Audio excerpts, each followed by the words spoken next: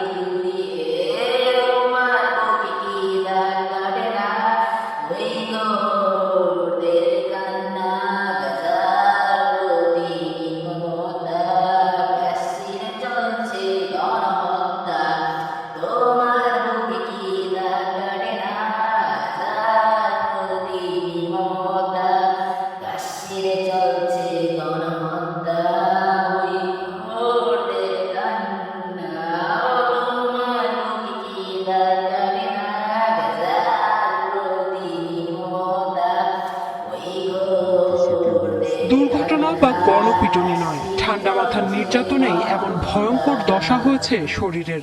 শুক্রবার বিবিসির প্রতিবেদনে তুলে ধরা হয়েছে কাশ্মীরি তরুণদের উপর ভারতীয় সেনাবাহিনীর এমন নিপীড়নের চিত্র।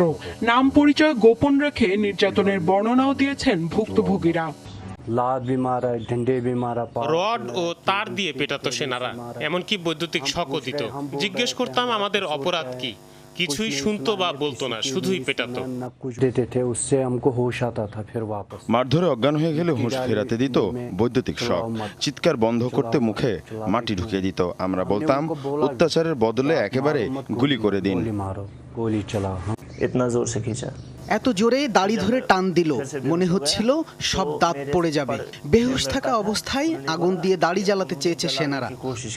বিবিসি বলছে বিশেষ মর্যাদা বাতিলের পরপরই নির্বিচারে ধরপাকড় চালায় ভারতীয় সেনারা। বিনা অপরাধে তরুণদের তুলে নিয়ে করা হয় মারধর। সব যোগাযোগ বিচ্ছিন্ন থাকায় এসব নির্যাতনের খবর জানতে পারেনি বহির্বিশ্ব। 25 দিন ধরে অনেকটা অবরুদ্ধ রাখা হয়েছে জম্মু কাশ্মীরকে। নিরাপত্তার অজুহাতে উপত্যকায় মোতায়েন রয়েছে কয়েক লাখ সেনা।